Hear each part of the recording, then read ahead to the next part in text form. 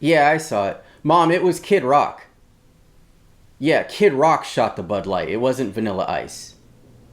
Vanilla Ice did Ice Ice Baby. Yeah, he had the little... Yeah, Kid Rock did Ba with the Ba. It's okay. Yeah. Hey, listen, I just started recording. I'm doing a YouTube video. Can I call you back when I'm done? All right. Okay. Love you too. All right, bye. Hi! Welcome back to SamCon does a video every 2 months when he feels like it. All right, that was the introduction. Let's get going here. As most of us know by now, the internet can be a place of deceit and trickery. You've got people out there pretending to be someone they're not, relying on the generosity of others to swindle them out of money. Then there's the scammers creating fake GoFundMes, faking an illness or medical emergency to, again, take advantage of those who just want to help. And then of course you have the drop shippers who do false advertising for products that are clearly not what was shown on the website. And when you get the product and aren't happy with it, you either missed the 30-day return window because they strategically took 31 days to ship it, or they do allow returns, but you have to pay shipping even though that wasn't mentioned on their website. But as someone who's been on the internet since the days of having to throw your body onto the computer tower to stifle the sounds of the dial-up modem, I'm pretty good at spotting a fake or a scam. Minus that one time. Earlier this week, I received a message from someone claiming to be Meg the Stallion. Now at first glance, you might think it's her. She's got the handle Megan the Stallion 001, a profile photo of herself, but of course it's not really Meg because 1, it shows that this is a new account, 2, there's 0 followers and 0 posts, and 3, why is she messaging a random person like myself? But then I got to thinking, this is exactly what Meg would do if she wanted to go incognito. Sending out messages to people to see who she could rely on as a fan, or a friend, or possibly something more. So I reread her message carefully. Hello, mister. I really want to say a very big thank you with this opportunity. Maybe I won't have this again. To say thank you for liking and believing in me. The journey so far has been a dream come true, having amazing people as fans. I really do feel blessed.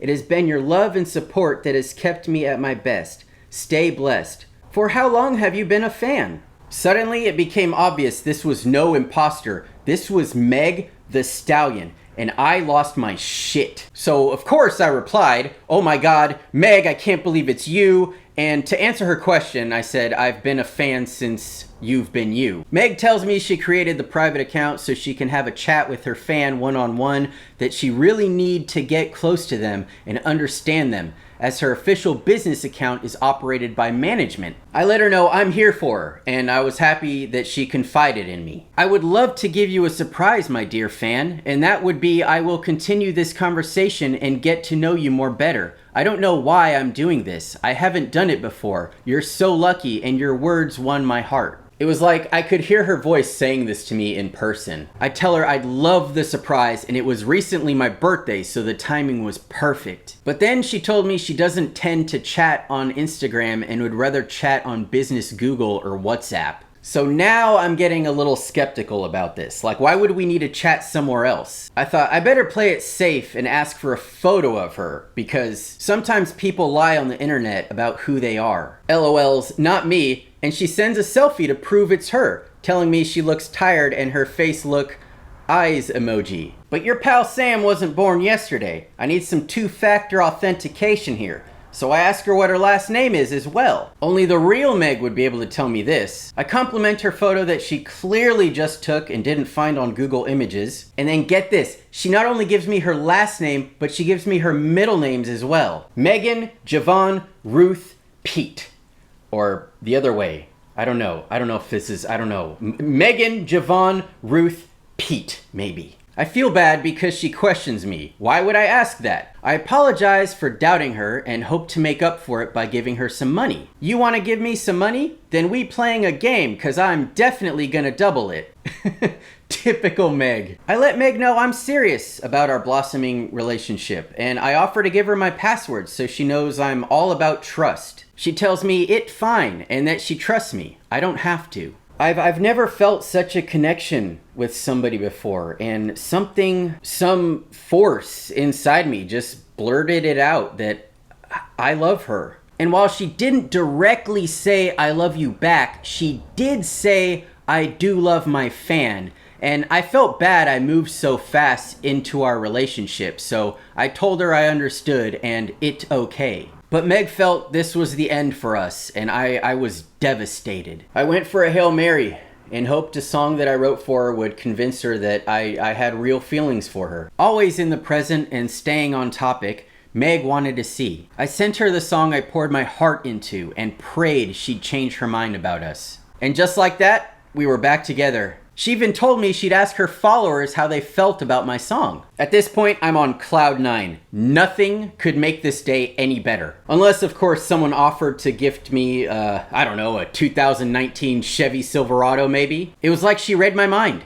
She wanted to speak to her logistic manager about gifting me a 2019 Chevy Silverado, and I was floored. But wait a minute.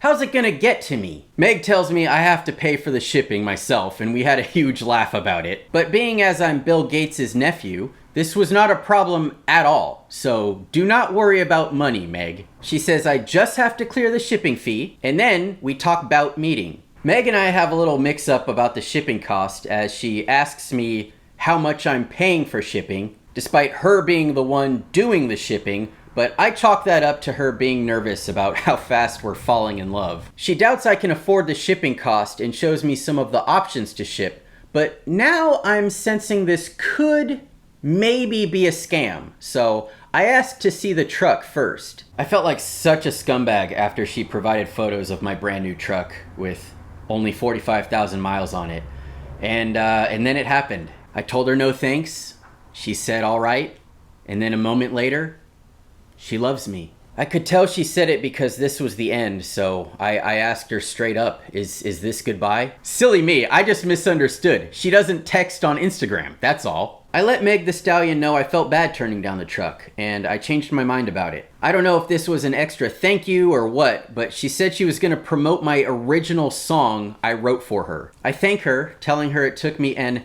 ever long time to write, and that I'd unfortunately only be able to do 1,000 of the $1,300 for the shipping. But typical Meg, she offered to clear the remaining 300, which was fantastic. She really does love her fan. She asked me how I plan on clearing the charge, and since I've never been gifted a truck before, I didn't know what to do. Meg was so sweet and patient with me, telling me I could use Zelle or Cash App, and that she didn't want my credit card because that contained personal information. But without trust, a relationship can't work. So to prove I trusted her, I sent a photo of my credit card for her to take the $1,000 out. She prefers Zelle, which I think is the best option for us because there's less steps to go through. And so I give her my username and password so she can go in and handle everything herself so there's no mistakes. I don't know why she suddenly backpedaled on me, but I was getting a feeling she was messing with me now. I told her I wanted that truck, and her stalling was a sign of distrust. And I perhaps lost my temper for a moment as I referred to her as Meg the Liar, which upset her, but I was upset that she was delaying things, delaying the truck, delaying our life together. She tried to calm me down, but I'm gonna be honest, I was fuming. I was so hurt by this. She told me I was a great fan and said goodbye, but I wanted to see her one last time. She told me to delete everything. We were over. After I did some soul searching, I reached out to apologize to her. I asked if she loved me still, and I let her know I was all riled up from watching The Sopranos, so I didn't mean any of that. I told her I had another song I wrote for her, and she didn't object, so I sent it through. She was pretty busy, I think, so she told me she'd read it later, and we talked about the shipping again. A man of my word, I was all done lollygagging, and I wanted to get this truck thing happening. So I immediately sent her some Emojibux to cover shipping, which she laughed at for some reason, and we got into another little argument where I told her not to laugh at me and she wanted some space. But she told me I failed as a fan and she taught people were good. I reminded Meg the Stallion I wrote her not one, but 2 songs. But this was the end. I told her not to steal my songs, and I regretfully said some things I wish I could take back. Calling her a failed stallion is just, that's not me. We egged each other on to post on our pages about what happened, and with that, bye forever. I went for a run and thought about what happened with us, and after a few hours I cooled down and I decided to reach out to her and see if we could start over. Hey Meg, I overreacted. I talked to my mom about this. Let's work on this. And I was so happy to see she was willing to work on our problems. And then out of nowhere, she changed her mind. After asking when her next show was, she told me she didn't trust me and would love to end this conversation. I let her know I wanted to go all in on us and try to make it as a couple to build our trust back up. I think she took this to heart because she shared with me a top secret project she was working on with Elon Musk, sharing a photo of his passport for my eyes only, which got me a little jealous for some reason. And then she asked if we could take our talk to WhatsApp. After a little who's on first, what's on second, I let her know we needed to be more direct about what we were trying to say to each other. No more goofing around. No more beating around the bush. Communicate directly. I want this from you. This is how I'm feeling. This is when Meg told me she was on a cruise, and suddenly it became clear. The reception was probably bad, so all the texts were coming in all jumbled, probably somehow. But as fate would have it, I too was on a cruise, and sent her a photo in hopes she'd send one back. But she thought the guy in the photo was not me, and that got me a little angry that she'd say that after we were trying to build our trust back up. Once again, I apologized for my behavior and told her why I was angry, and I suggested that we take some time apart. 14 minutes later, I let her know I missed her and our talks, and she left me on red. This was how it ended. Meg and Sam were not meant to be. Or so I thought. The next morning, I awoke to a solution to our problems. She told me to be calm and wise, and I would gain. I assumed this to be a hint the truck was on its way, but no. She wanted me to open a Crackin account. If you don't know what Crackin is, I don't either. And there wasn't a shred of interest I had to even bother Googling it, so I just asked her directly. After a little more who's on first, what's on second, I asked how the cruise was going, and we had a lively conversation about the Titanic and how my brother was a survivor of the tragic event when the ship hit an iceberg and sank to the bottom of the ocean. It really felt like old times again with her. I had a feeling she was not okay despite telling me she was, and I pleaded with her to not give up on us. I figured the good news of the truck being delivered would make her happy, but she told me she was giving the truck to someone else now. As someone who relies on humor to diffuse stressful situations, I used my comedic abilities to change the subject to something a little more lighthearted. I lost her right away with my knock-knock joke, which, to be fair, was an unintentional jab at her failing to give me my truck.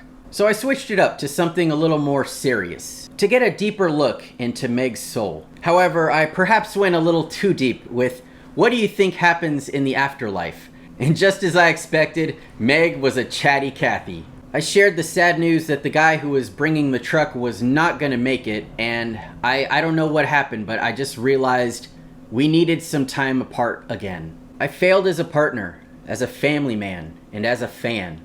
I left her with something I felt from the heart, and with that, it was goodbye. Forever. Really this time. And that's the story of how I failed as a fan. I don't know how Meg's doing, but I'm growing as a person myself. I've been taking better care of myself, mentally and physically. I'm not talking to anyone named Meg, and I'm living my life every day to the fullest. I accidentally sent her a picture meant for my buddy Tyler, which I thought would spark conversation, but it didn't. After I didn't hear from Meg for a full 24 hours, I knew it was finally over. And then she reached out. I was elated, even if it was just her popping up to see how I was doing. After a quick exchange, we left it at that. For those of you who reached out to root for us, I really appreciate it. We both do. Time heals everything. It really does. And where I failed as a fan, I think I succeeded in finding my true passions. Going on cruises, telling knock-knock jokes, copy-pasting songs I find on the internet, 2019 Chevy Silverados, and taking chances on love. Okay, that's it. I'm done talking. Thanks for watching, and I'll see you in a month or whenever I get the urge to do another video.